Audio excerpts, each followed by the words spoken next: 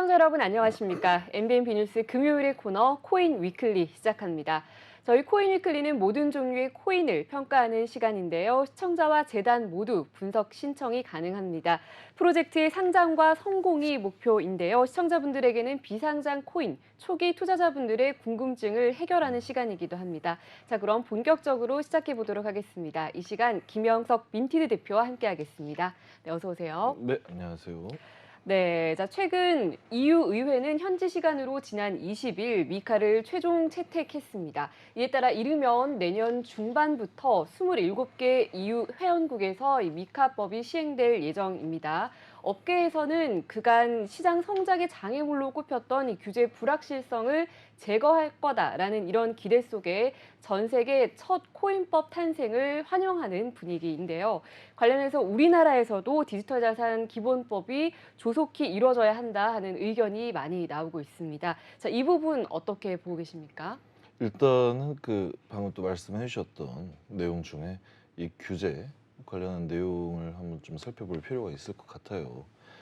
이 코인 시장의 성장을 방해하는 게 규제인가 혹은 규제 불확실성인가 이런 부분들이 굉장히 좀 세밀하게 나눠진다라고 판단이 되거든요. 네.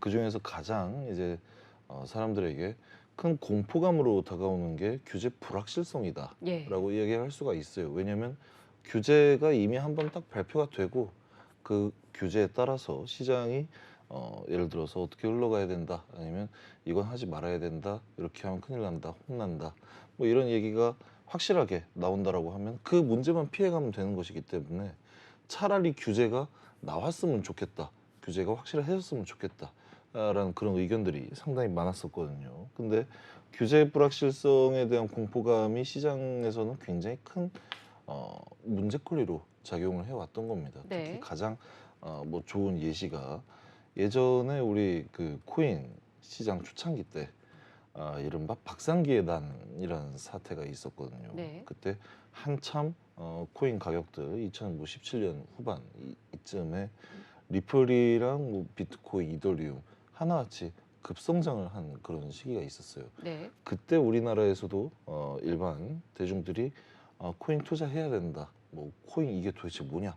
비트코인이란 무엇인가? 이런 미디어에서도 막 다루는 거라든지 이런 게 굉장히 많이 나왔었는데 그때 당시에 법무부 장관이 다른 어떤 관계부처와 협의가 되지 않은 상황에서 박상기 전 법무부 장관이 코인 거래소 다 폐쇄해 버릴 수도 있다.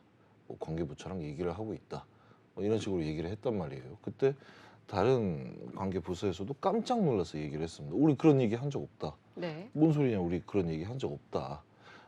결국엔 사실 뭐 나름대로의 어떤 이유는 있었겠지만 그 발언을 했을 당시에는 어떤 명분은 있었겠죠. 있었지만 어쨌든 사람들에게 이게 굉장히 큰 공포감으로 다가와서 결국에는 시세 반영까지도 이어지는 상황이었다.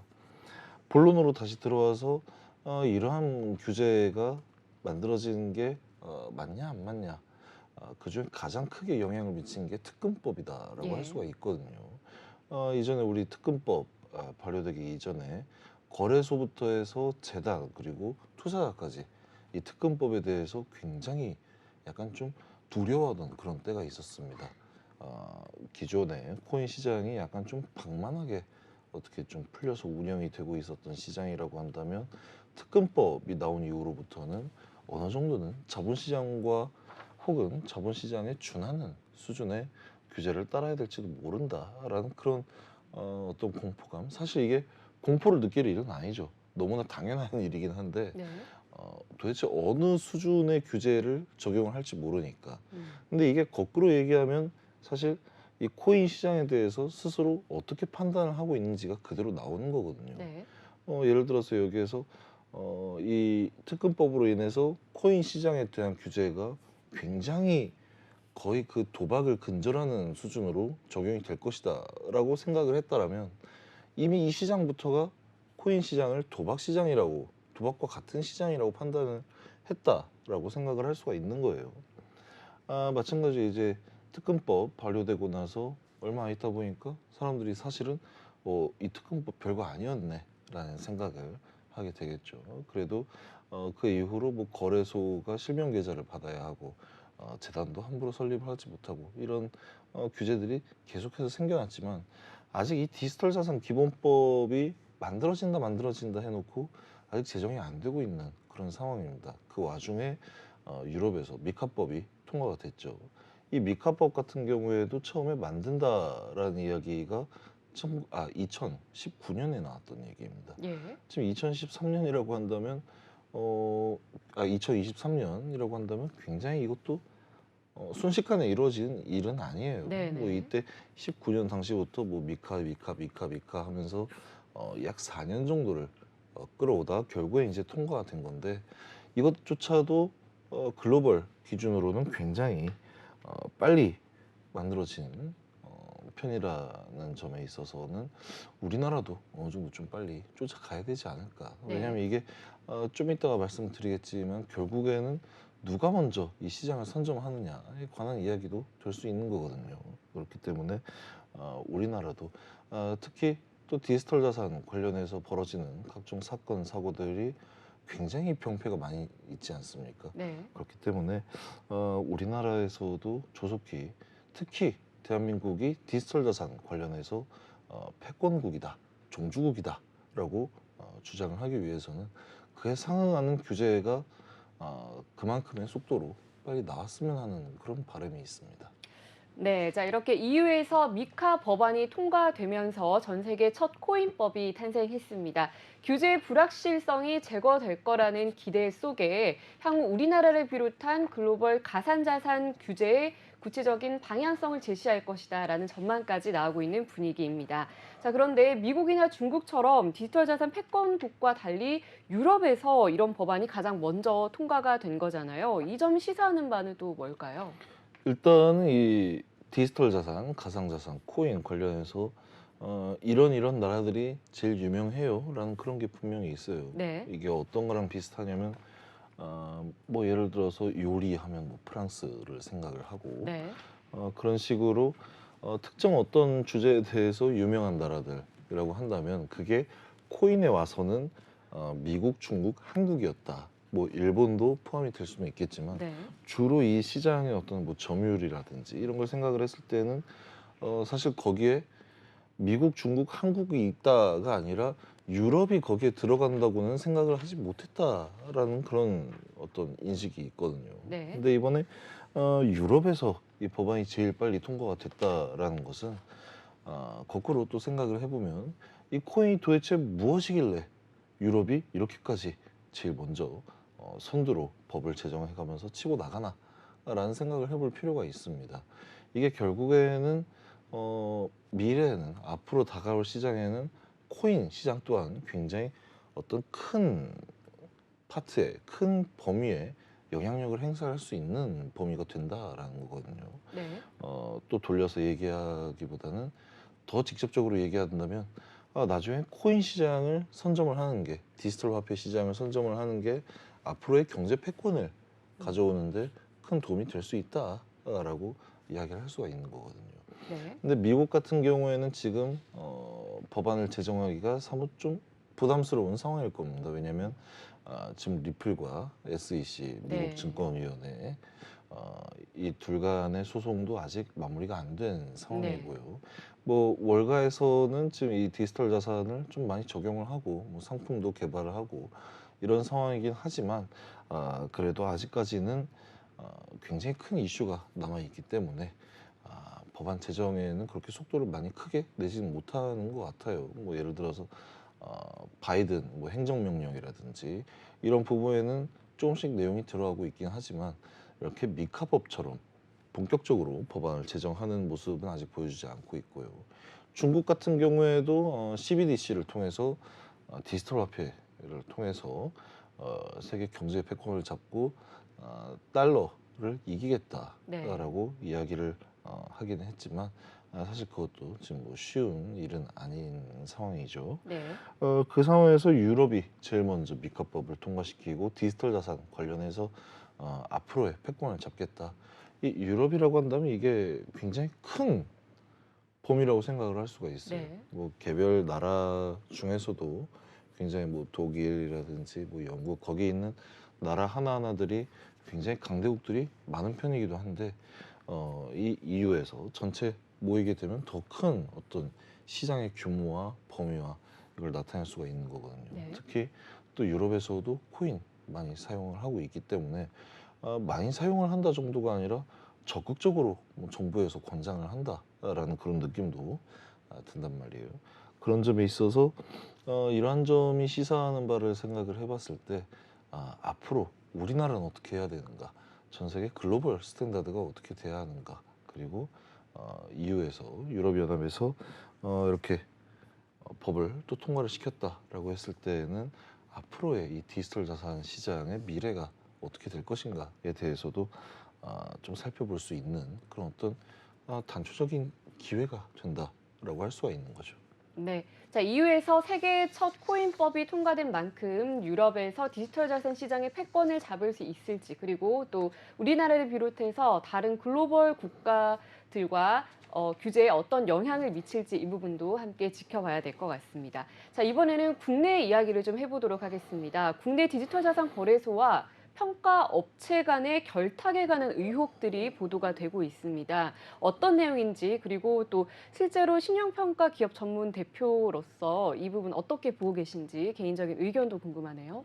그러니까 지금 뭐 이 방송에서 제가 특정 업체 혹은 특정 거래소의 이름을 거론을 하지는 않을게요. 네. 근데 사실 제가 무슨 이야기를 하는지는 다 아실 거다라고 생각을 하고 있거든요.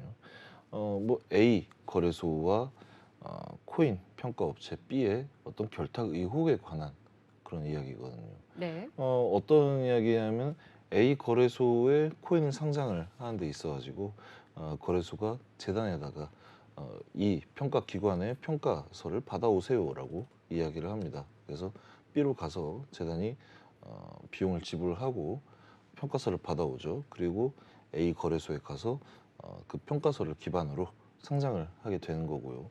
이 과정에 있어서 일단은 재단들에게 B 평가기관, 특정 평가기관을 거래소가 굉장히 좀 많이 밀어줬다라는 그런 의혹을 받고 있는 겁니다. 네. 그런 어떤 뭐 결탁이 있는 게 아니냐, 혹은 이 A 거래소와 B 평가기관 사이에 어떤 뭐 리베이트 혹은 금품 향응이 오고 간 게 아니냐라는 그런 의혹들이 상당히 많이 일어나고 있거든요. 예. 제가 사실 이 방송을 통해서 해당 거래소를 굉장히 좀 많이 비판을 하긴 했습니다. 네. 비난이 아니라. 근데 도대체 이 사안에 관련해서는 어떤 게 그렇게 크게 잘못인지 어, 뭐 크게 비판을 할 요소가 있을까라는 생각이 또 들기도 하고요. 일단은 B 평가기관 같은 경우에는 그래도 국내에서 가장 큰 평가기관이란 말이에요. 네.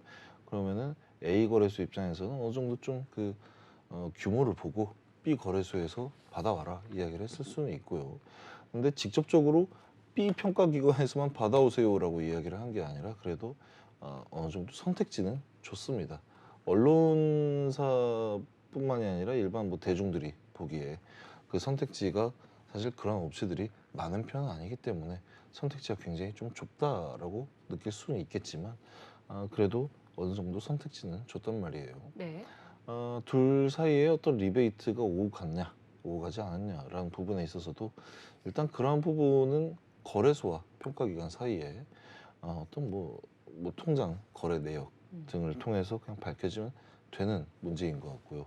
여기에 만약에 이제 대가성으로 리베이트를 대가로 받기 위해서 특정 뭐 그 기관만 밀어줬다라고 하면 큰 문제가 될 수도 있긴 하겠지만 일단은 이 부분에 대해서 결탁이 뭐 있을 수는 있겠다라는 그런 입장입니다. 솔직히 말씀을 드리면 왜냐하면 일단 예를 들어서 이렇게 한번 생각을 해보자고요. 저도 민티드라는 회사를 운영을 하고 있어요. 민티드라는 회사에서 레포트를 발행을 합니다. 그럼 거래소에 가서 저희가 신용평가 레포트를 만드는데요. 이런 항목을 통해서 검증을 하고 있어요. 그렇기 때문에 귀 거래소에 코인을 상장하는 데 있어서 저희가 평가를 하게 되면 최소한의 어느 정도 리스크라든지 코인에 대한 객관적인 평가는 가능합니다. 네. 그러면은 재단이 우리 레포트를 받아서 왔을 때 그 레포트를 인정을 해주세요라고 저도 거래소에다가 부탁을 해야 되는 거거든요. 같이 이야기를 하고 왜 이 레포트가 좋은 레포트인지 그런 부분에 대해서는 마땅히 뭐 설명을 하고 업무 협약을 맺어야 되는 겁니다. 만약 그런 어떤 업무 협약이 없다라고 한다면 가장 큰 어떤 병폐는 굉장히 많이 나타날 수 있겠죠. 전문성이 없고 그리고 평가할 어떤 뭐 기술력이라든지 아니면 뭐 경험, 데이터 이런 게 전혀 없고 객관적인 평가를 하지 않고 대충 평가를 해놓고 여기 평가 레포트 있습니다 하고 뭐 달랑 한 3장 이렇게 만들어서 이걸 레포트라고 해버린다면 이것도 레포트니까 인정해 주세요. 물론 그쯤 가서는 거래소의 어떤 판단이 분명히 있어야겠죠. 네. 하지만 거기에 어떤 공신력과 기술과 실력과 그리고 투자자에게 전달이 되었을 때 보조지표로서의 가치가 있냐라는 그런 이야기를 하는 겁니다. 그런 점에 있어서 신용평가, 그 코인 평가 기관과 거래소 간의 어느 정도의 결탁, 이걸 말이 결탁이지 업무 협약은 분명히 필요하다라는 점에 있어서는 크게 문제는 없지 않을까. 근데 다만 이 안에 우리가 알지 못하는 그리고 법리적으로 해결을 하고 해석을 해야 되는 그런 어떤 문제점이 있다라면 그 부분에 대해서만 법적으로 책임을 지면 된다라고 생각을 하고 있습니다. 어떻게 하다 보니까 뭐 사실 업체 이름을 얘기 안 하는 게 무의미하게 되는데 A 거래소는 코인원이고 B 평가 기관은 쟁글입니다. 네. 네. 자, 그리고 이번에는 백서에 관한 이야기도 좀 나눠보도록 하겠습니다. 백서에 관한 얘기도 많이 거론이 되고 있잖아요. 예. 투자자들이 백서를 참고할 때 좀 이 부분을 가장 어려워한다라는 부분이 있다면 어떤 게 있을까요?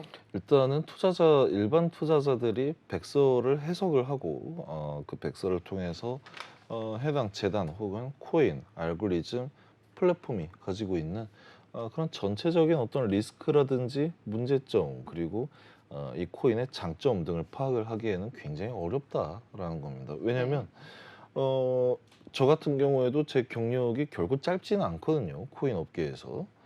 근데 제가 읽어도 도대체 이게 무슨 얘기지? 하고 한참을 들여다 봐야 되는 그런 내용들이 있어요. 예. 그리고 기술들이 계속해서 발전을 하고 새로운 기술들이 생겨납니다. 예전에는 디파이, 스테이킹 이런 게 새로 나왔을 때 그 구조에 대해서 온전히 또 이해를 해야 했고요.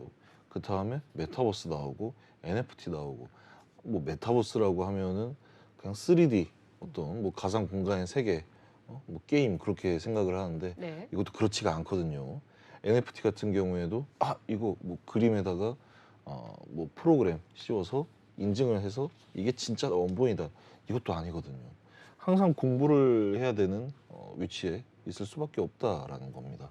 근데 일반 투자자들이 이게 본업이 아니고서야 사실 그런 어떤 기술을 계속해서 취미로 어떤 뭐 공부를 통해서는 자기가 워낙에 이 분야에 관심이 많아서 퇴근하고 와서 뭐 살펴볼 수는 있겠죠. 뭐 유튜브 찾아보고 블로그 찾아보고. 근데 이 백서를 읽기에는 굉장히 어려움이 많다. 그리고 시간도 많이 든다. 그리고 백서라고 해서 이 안에 있는 내용을 읽는 것. 예를 들어서 영어로 돼 있다, 한글로 돼 있다. 그런 내용들을 읽고 이해하는 것뿐만이 아니라 이 부분들이 맞는 말이다, 틀린 말이다, 혹은 될 일이다, 안 될 일이다. 이걸 해석하는 능력을 갖추는 건 또 다른 문제거든요. 네. 그러니까 예를 들어서 백서 한 장이 뭐 요즘엔 좀 많이 간소화가 됐는데 옛날에는 백서 하나 쓰면 한 50페이지까지도 넘어가는 케이스가 있었거든요. 네. 그럼 그 50페이지 다 되는 페이지를 다 읽어보면서 이 중에서 쓸만한 정보가 무엇인지, 나에게 유용한 정보가 무엇인지 알아내기가 굉장히 어렵다라는 겁니다. 혹은 뭐 영문으로 된 백서를 국문으로 번역을 하다 보니까 거기서 발생하는 어떤 문장의 좀 어색함 이런 부분들도 생각해가면서 읽어야 되는 거고 네.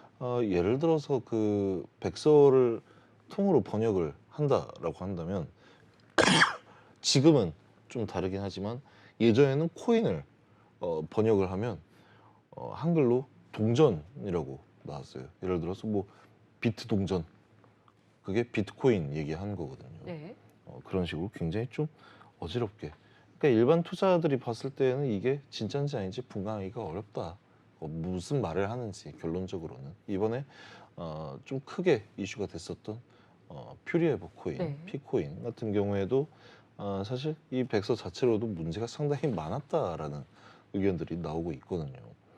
그렇기 때문에 투자자 입장에서는 좋은 얘기 많이 나오면 당연히 좋구나.